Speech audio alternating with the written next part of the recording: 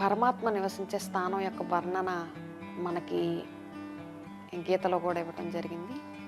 పరమాత్మ తన నిజధామం గురించి తెలియజేస్తూ తాను సూర్య చంద్ర నక్షత్ర గ్రహగోళాదులన్నిటికీ ఆవలనున్నటువంటి బ్రహ్మ మహాతత్వం తన నివాస స్థానంగా చెప్పటం జరిగింది.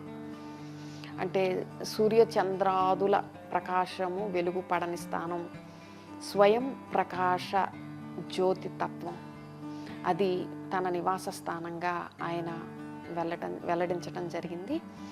మరి ఆ పరంధామానికే బ్రహ్మాలోకని, ముక్తిధామం అని చెప్పి, నిర్వాణధామం, వానప్రస్థం, soul world, light world, supreme abode, చటతత్వం, మహానిర్వాణధామం, పరంధామం, ఈ విధంగా రకరకాల పేర్లతో ఆ మహాన్ గొప్ప స్థానానికి నిర్వచనం ఇవ్వటం జరిగింది.